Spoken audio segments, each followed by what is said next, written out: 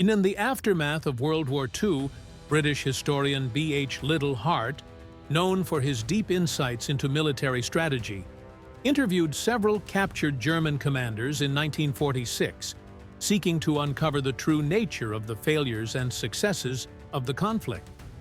Liddell Hart had expected the generals to discuss military tactics in terms of logistics, air superiority, and industrial capacity, offering him detailed critiques of the Allies' military operations.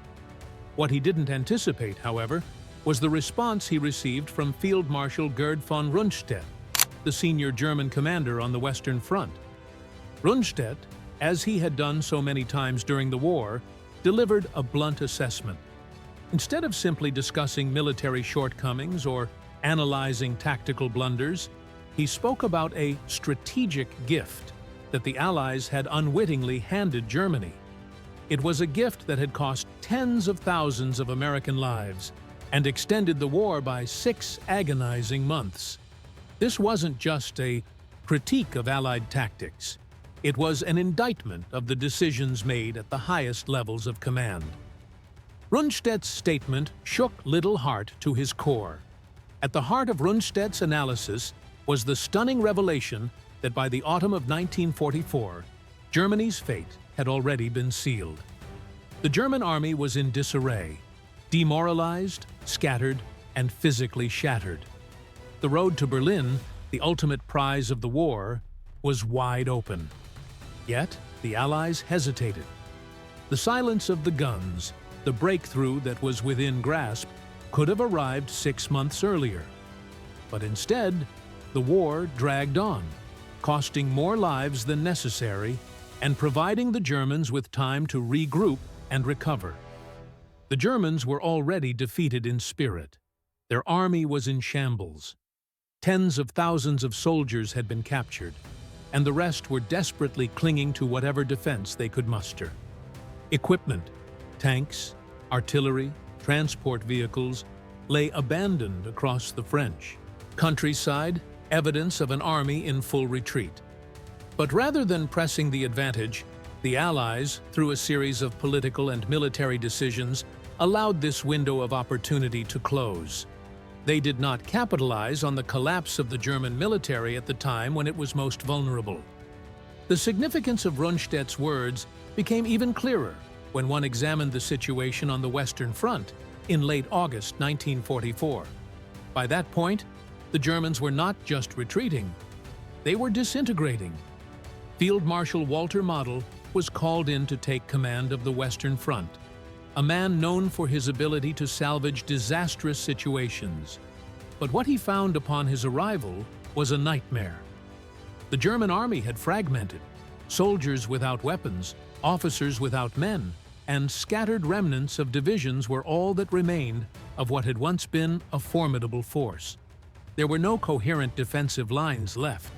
What should have been a well-organized retreat had instead become a rout. Model, tasked with holding the line, found himself with just 100 operational tanks.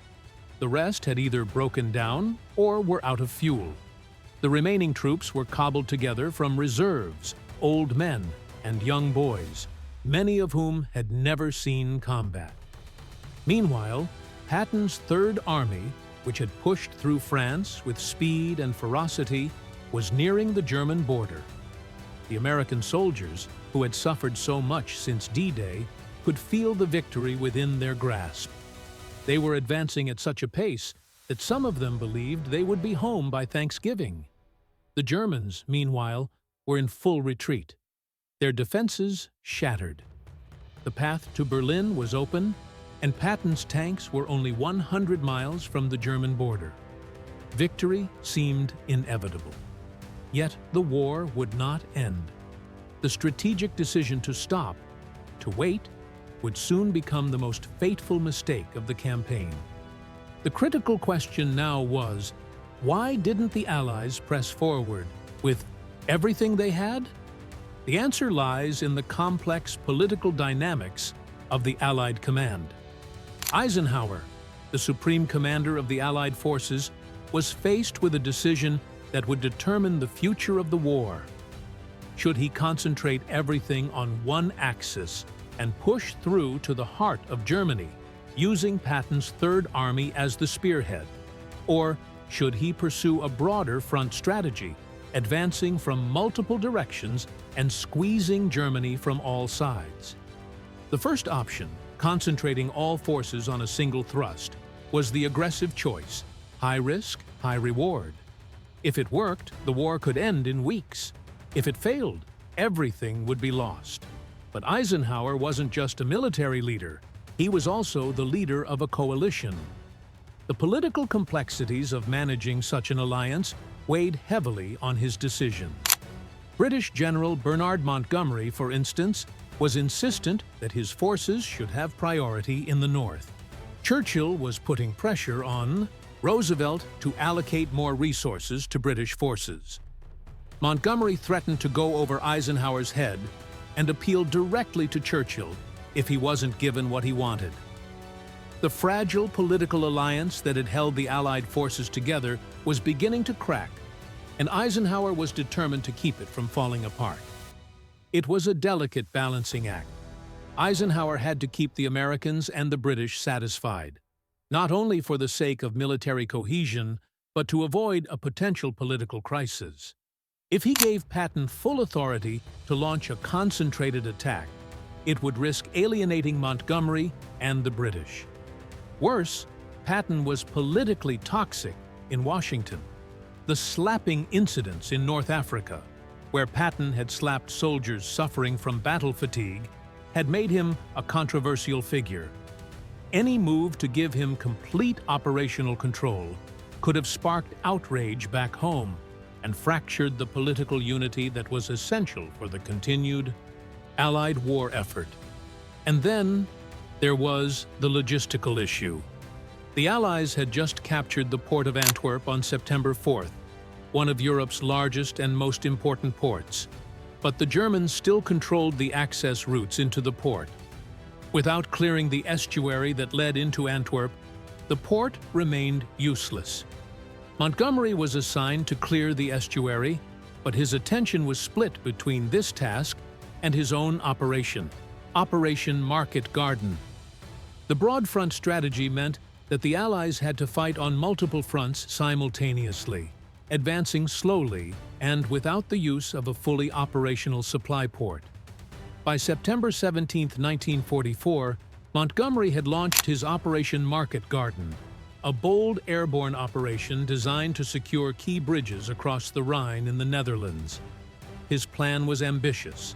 By securing these bridges, he believed he could push into Germany and end the war by Christmas. Eisenhower, pressed by the British, gave Montgomery priority for fuel, ammunition, and transport aircraft. Even American airborne divisions were placed under British command to support the operation. But the operation was a disaster. The British 1st Airborne Division, tasked with securing bridges at Arnhem, was surrounded and obliterated by German forces they had not anticipated.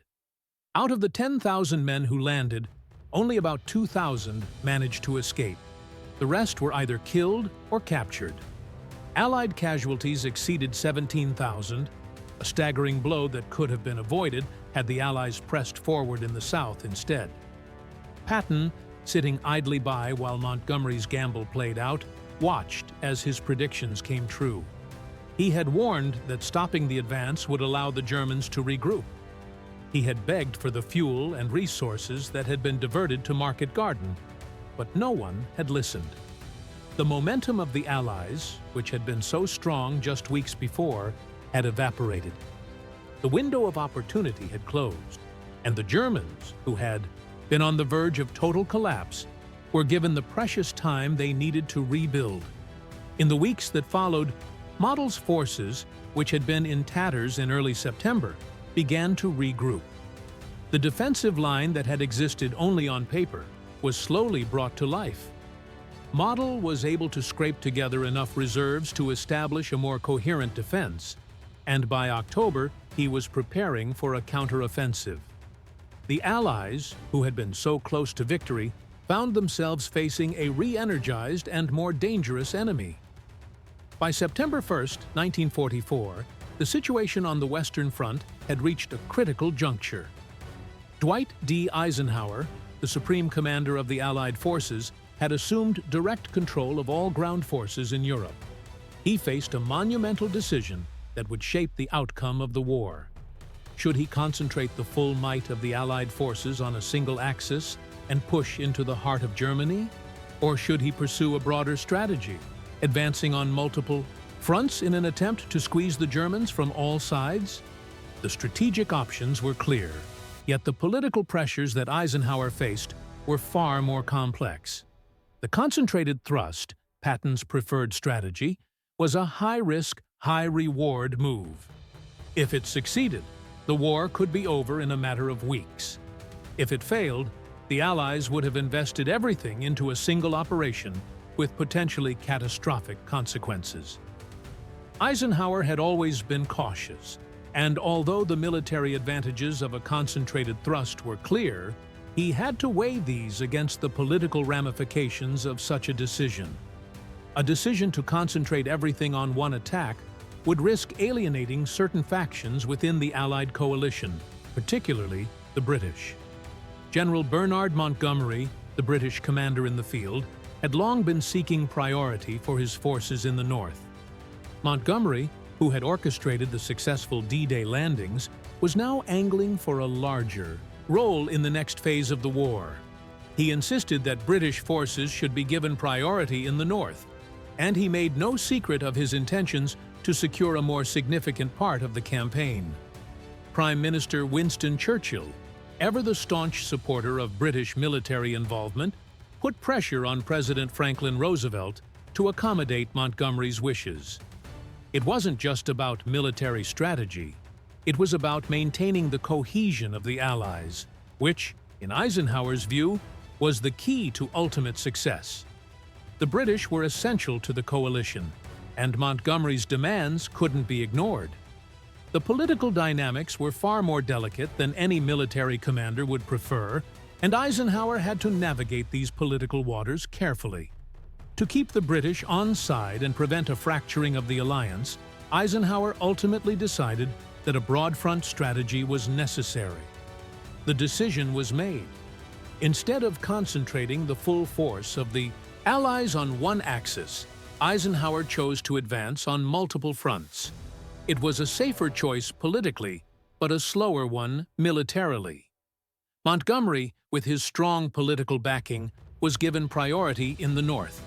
The forces under his command would continue with Operation Market Garden, the audacious airborne assault aimed at securing key bridges across the Rhine and pushing deep into the Netherlands. At the same time, Patton's Third Army would continue to push through France, but their resources would be limited. The focus now was on maintaining the pressure without overextending the supply lines, a difficult task given the length of the front. But the logistical challenges quickly became apparent. The Allies had captured the port of Antwerp on September 4th, one of the largest and most strategically important ports in Europe. The capture of the port had the potential to change the entire logistics of the war. But the Germans still controlled the access routes to the estuary leading into Antwerp, and as a result, the port remained effectively useless. Until the estuary was cleared, the Allies would have to rely on slower, less efficient supply routes. Montgomery, despite his insistence on the northern thrust, was distracted by Operation Market Garden, and the clearing of the estuary was delayed. The broad front strategy that Eisenhower had adopted now appeared to be bogged down by supply issues, further complicating the situation. Patton, already frustrated by the political and logistical delays, could only watch as the Germans regrouped and began to rebuild their defenses. The momentum the Allies had built over the summer after the success of D-Day was now slipping away. As September progressed, the strategic landscape shifted. While Eisenhower had opted for a more cautious approach, Montgomery had thrown everything into his daring Operation Market Garden, which was supposed to secure key bridges across the Rhine and open the path to Germany. The operation, launched on September 17, 1944, was the largest airborne operation in history, involving over 35,000 troops from the British and American airborne divisions. The goal was to capture a series of bridges and create a breakthrough that would allow the Allies to advance into Germany by the end of the year. The plan was bold, perhaps too bold. The operation's first phase went according to plan, with British forces securing the first two bridges. But the critical bridge at Arnhem, where the British 1st Airborne Division was supposed to land, quickly became a disaster. The Germans, having been given precious time to regroup, fought back fiercely. The British were unable to secure the bridge, and by the time reinforcements arrived, it was too late. The British 1st Airborne was surrounded, and over 8,000 men were either killed or captured. The remainder of the division was forced to retreat, leaving the entire operation in shambles. The failure of Market Garden was a blow to the Allied cause. The Germans, having been given a second chance to regroup, now had time to strengthen their defenses. The failure of the operation proved that the Germans were not as close to defeat as the Allies had believed. The disastrous failure at Arnhem revealed just how fragile the Allied advance had become. While the British had hoped that Market Garden would lead to a swift victory, it instead became a tragic lesson in the dangers of overreach. Patton, watching from the sidelines, knew exactly what had gone wrong. He had been warning that delaying the advance would allow the Germans to regroup, and now he saw his predictions coming true. His tanks, which had been poised to strike the final blow to the shattered German army, were now idle, stuck waiting for resources that would never arrive. Patton, furious at the failure of the British operation and the delay in his own advance, wrote in his diary that the Allies had handed the Germans exactly what they needed: time. The real damage of the delay, however, would not be felt until the next stage of the war. By early October 1944, Model's forces had reorganized. He had pulled in units from quiet sectors, activated reserves, and conscripted civilians to form a defense. In short, the Germans had been given the time they needed to recover, and now they were preparing for a counteroffensive. By the time the Allies were ready to resume their push, the Germans had regained their footing, and the situation on the Western Front was no longer as one-sided as it had once been. The 6 weeks the Allies had wasted in September, 6 weeks of indecision, hesitation, and political compromises, had allowed the Germans to rebuild. By the time autumn 1944 had come to an end, the Germans, who had been on the brink of collapse, were slowly recovering. Model, who had been given a second chance to rebuild his forces, had used the 6 weeks the Allies had given him to shore up his defenses. His defensive lines were now stronger, and by November, the German forces were preparing for one final desperate push. The cost of this delay, this hesitation in pressing the advantage, would soon become painfully clear. The opportunity for a swift end to the war, the moment that could have delivered victory before Christmas, had slipped away. What followed was a series of bloody, drawn-out battles that could have been avoided had the Allies acted decisively in September. The Germans were no longer in retreat. They were preparing for one last offensive that would catch the Allies off guard. The decision to delay, to allow the political tensions within the Allied leadership to dictate military strategy, set the stage for the Battle of the Bulge, the last major German offensive in the West. By December 1944, the Germans launched a surprise attack through the Ardennes forest, exploiting the thinly spread Allied lines. The attack was swift, brutal, and deadly.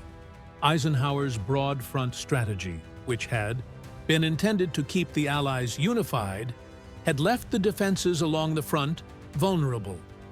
The Germans struck hard, and the Allies were caught off guard. The battle that followed would become one of the bloodiest of the war. with American forces suffering devastating losses. For 6 weeks, the Allies fought desperately to repel the German assault. 80,000 American soldiers would become casualties, including nearly 19,000 who were killed. The 106th Infantry Division alone suffered the largest mass surrender of American forces in the entire European theater. The Germans, having been given the time they needed, now had the momentum. This is where the consequences of the missed opportunity in September became tragically evident. Had the Allies pressed forward with Patton's plan to concentrate their forces, to make a decisive thrust into the heart of Germany, the Battle of the Bulge might have never happened. The Germans were defeated in spirit by September. Their forces were fractured and disorganized, but the delay allowed them to regroup, to recover, and to launch one last desperate offensive. It wasn't just the soldiers who suffered. The families at home, waiting for their loved ones to return, felt the toll of the political decision made hundreds of miles away. Each new casualty list that arrived carried with it the weight of the political compromises that had been made. Each name on those lists represented not just a life lost, but a moment lost, an opportunity for a quicker end to the war that would never come. The Battle of the Bulge raged through the harsh winter months. The Germans, though exhausted, fought with everything they had left. The Americans, caught by surprise, fought back with all their might. But the toll was high. This battle would go down in history as one of the most brutal of the war, not just because of the number of casualties, but because of the senselessness of it all. Had the Allies struck when the Germans were weak, the battle would have never been fought. The war could have been over, but the war was not over. The Germans fought on, their strength growing from the time they had been given. The offensive that Eisenhower had feared, the one that Model had prepared for, had come, and it had caught the Allies off guard. The strategic delay, the political compromise that had kept the Allied forces from acting decisively, had allowed the Germans to regain their footing. The Allies had lost the chance to bring the war to a swift and decisive end. Patton, watching from the sidelines, saw the consequences of the decisions made in the halls of power. He had been right all along. He had warned that halting the advance would allow the Germans to recover, but his warnings had been ignored. As the Battle of the Bulge unfolded, he knew the cost of that decision, the cost of the hesitation, the cost of political maneuvering. It was not just a battle. It was a symbol of the larger failure to finish the war when the opportunity had been there. By January 1945, the Germans had been pushed back, but the damage had been done. The delay had cost the Allies precious time, and the Germans had been allowed to regroup. The war would drag on for several more months, with more lives lost and more bloodshed than was necessary. But by this point, the end was inevitable. The Allies had regained control of the Western Front, and Berlin was only a matter of time away. But even as the final days of the war loomed, the political fallout from those early decisions continued to haunt the Allied leadership. Liddell Hart's interviews with the German generals, which would be published in the years to come, made clear what many in the Allied command had refused to admit, that the war could have been ended in 1944. The Germans knew it, the generals knew it, but the political dynamics of the Allied command had kept them from acting when the moment was ripe. When Rundstedt and the other German generals were interviewed, they made it clear that they had seen the situation for what it was. The Allies had been in a position to end the war quickly, but instead, they chose a path that stretched the war out for months longer than necessary. The German generals all agreed on one point: the strategic gift that the Allies had given them, time, was the difference between victory and defeat. In the end, Germany surrendered in May 1945, but the delay had come at a great cost. The Allied forces had fought their way through the bitter winter, suffered countless casualties, and endured months of fighting that could have been avoided. The final victory, when it came, felt hollow to many, knowing that the war could have ended months earlier. Rundstedt's final words to Liddell Hart were a grim reminder of the cost of political compromise. The war could have ended in 1944. It didn't because political considerations had overridden military logic. The Allies had missed a golden opportunity to strike when the Germans were at their weakest.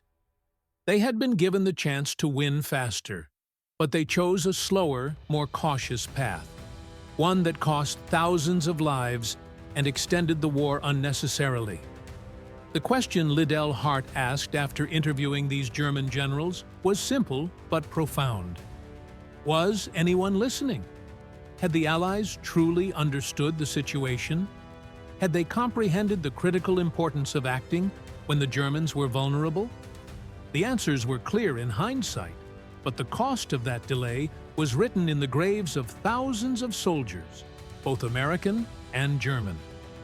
Patton's warning, his call for a concentrated thrust, had been the right one, but it had been ignored. The final reckoning came at a tremendous price. The Allies had been fighting two wars, one against Germany and one against each other. And Germany, the enemy, only had to survive long enough to rebuild and prepare for one last offensive. The strategic decision to delay had given them that time. The men who had fought on the front lines, who had bled for victory, knew the truth. The Germans had been finished in the autumn of 1944. They had been handed a second chance by the hesitation of the Allied command. And that second chance allowed them to fight on, to regroup, and to launch a desperate counteroffensive. The price of that mistake was written in the blood of thousands. History would remember the final victory, but the cost of that victory was hidden in the decisions that had been made months before, in the political compromises that had kept the war going longer than it should have. As the Allies crossed into Germany, the final victory was near, but the question remained: could it have come sooner? The answer was clear to the men who fought, and to the German generals who had been caught in the web of Allied politics. The war could have ended in 1944, but it didn't, and the price of that delay would be felt for years to come.